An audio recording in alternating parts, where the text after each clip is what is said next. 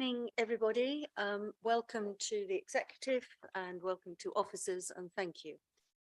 Just the first agenda item is apologies, and as far as I can see, we've got a full team tonight, so excellent, even better.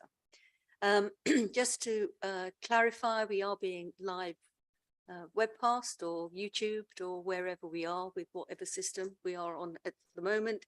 So please welcome everyone who is watching us. The other thing on leaders' announcements, I'd just like to say that on Saturday at the Ware Priory, there is the Joy of Freedom of Religion or Belief. This is a Saturday on 10th of September from 2 to 5. And this has been organised and coordinated by Councillor Cade. Councillor Cade, do you just want to say a couple of words about what you've done in the last few years, what we're doing this time around?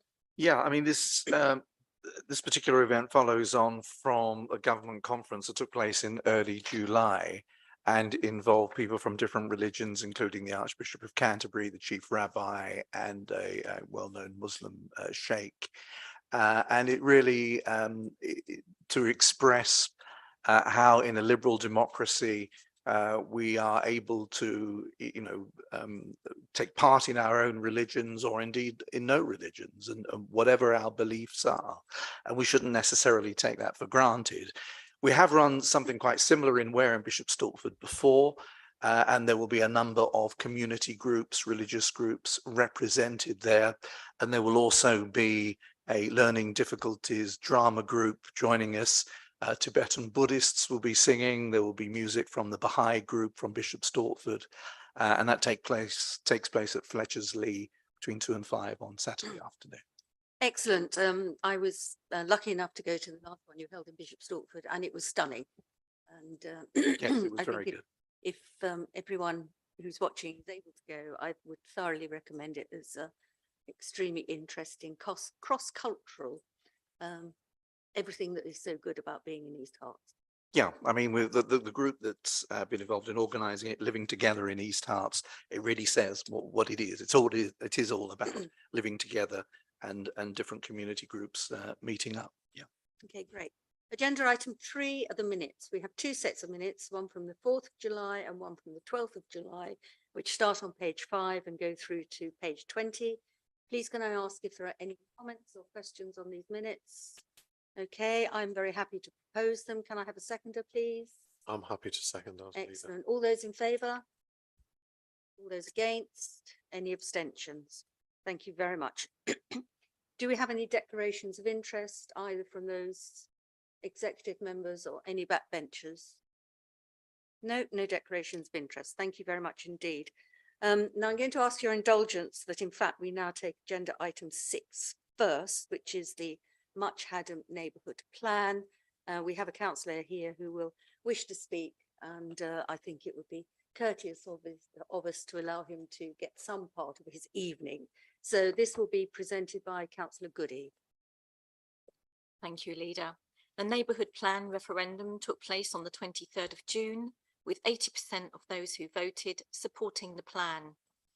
Neighbourhood plans are community-led, and I'd like to thank those who gave up so much time putting the plan together.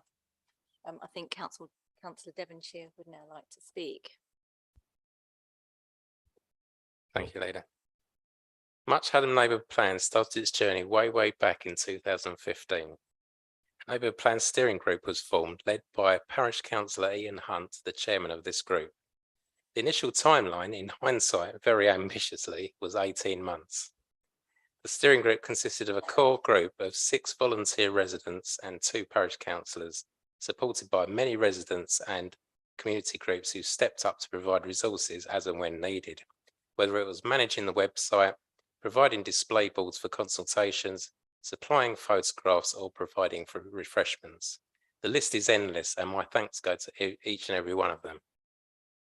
As with several other successful neighbourhood plans in East Herts, the project benefited considerably from the professional and hands-on practical expertise provided by Jacqueline Vita at Gov Resources Limited.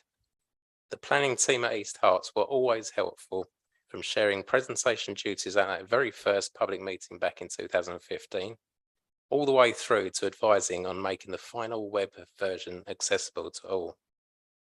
The overall total cost of this neighbourhood plan to the parish was approximately £38,000, most of which was obtained from grants.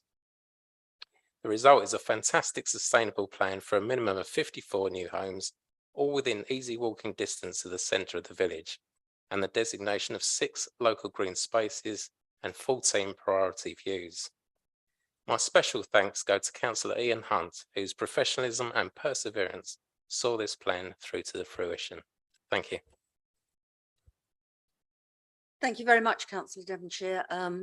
Again, an excellent example of community working together to come up with what sort of place they will want to live in and what sort of place they want to hand on to their children and their grandchildren. Councillor McAndrew, did you wish to say?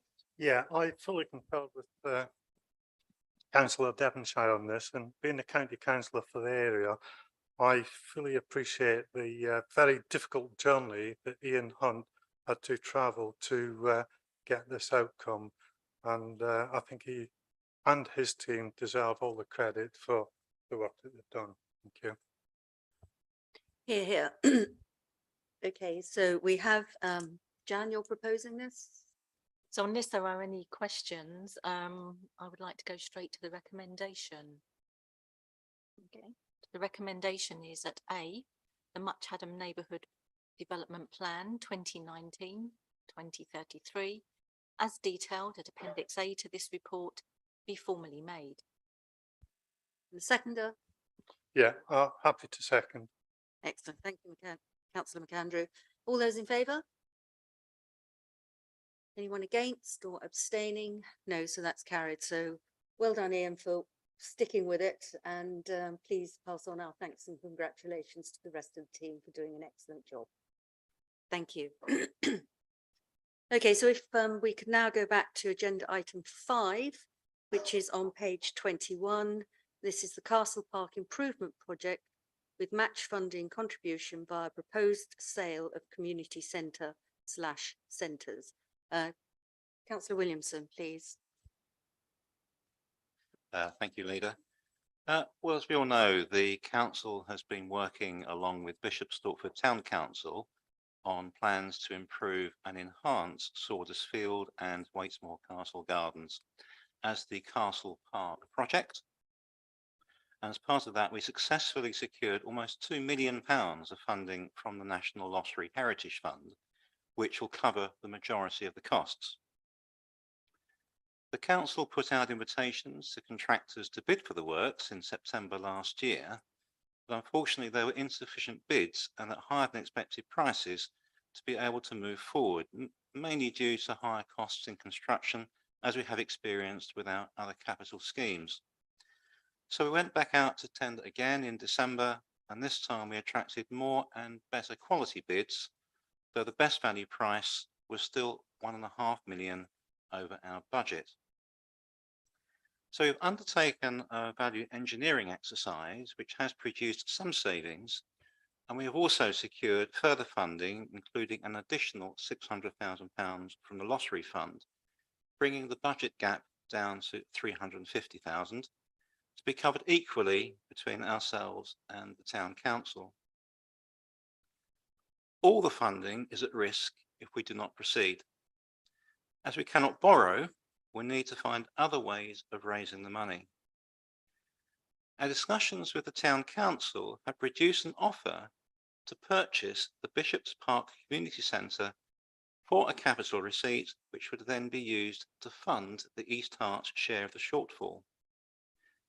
They have also requested an option to purchase St Michael's Mead and Havers Lane community centres with an option sum payable now of a further £15,000. We are therefore recommending that East Herts Council sells the Bishop's Park Community Centre for £160,000, which together with the option sum £15,000 raises the £175,000 required. The option to purchase the other 2 centres would bring in a further £270,000 of capital receipts. We get no income from these centres, yet we bear the maintenance liabilities. And for this reason, we have been investigating the sale of the 3 centres to the Town Council for some time. The sale of Bishop's Park not only allows us to proceed with Castle Park, but the sale of all 3 centres releases us from any future financial liabilities to the long-term benefit of our medium-term financial plan. I would therefore like to move the 5 recommendations on page 22, which upon approval puts us in a position to deliver the Castle Park project. Thank you. Thank you very much, Councillor Williamson. Do I have any questions? Councillor McAndrew. Thank you, Chair. As chair of the steering group on Castle Park, up to the point in time that we put an application into the lottery fund for funding and got people with restricted mobility involved in the design of the park, and they made substantial changes in the toilets and ramps and various other areas. And it's really good now to see that we're seeing the fruit that we bearing of the fruit that we put in all them years, and it's coming to fruition now. And I'm more than happy to support this application. Okay. Fantastic, very much indeed. Councillor Buckmaster. Thank you, Leader. Yes, we heard from Councillor Williamson. I'm happy to second the proposals. As the portfolio holder for Parks and Open Spaces, I know that this is a very good project. It's been long awaited. The challenges we heard from Councillor Williamson around, which is in common with many projects now because of inflation, and our officers have had to come up with some very innovative solutions in order to meet those issues, which they've done, and I'm really grateful for them doing that. In terms of the assets being transferred, as we've heard, they are already managed by the Town Council. So I see there are some very strong synergies there in them having a greater say and input to them. So I have no issue at all. And I'm sure that this whole project, bringing the 2 areas together, will be, will be of great benefit to all of our residents. So happy to second. Thank you, Leader. No, thank you very much indeed. And I think the other aspect of this is to, as you pointed out, these are already managed by the Town Council, and the Town Council manages them very well, and this gives them an additional level of freedom for further activity. But I think also these are protected assets. Town Council cannot just turn around and sell them and build a large block of flats, for example. That would never happen. It can never happen. So I think there is a lot of protection on these sites, maintaining them as community assets for use by the community. So again, I'd like to thank officers. This there's a lot of work that's had to go into this, but I think we have reached a solution which actually is very equitable for all parties concerned. So thank you. So it's been seconded. It's been. Any other comments or questions? No. Okay. All those in favour?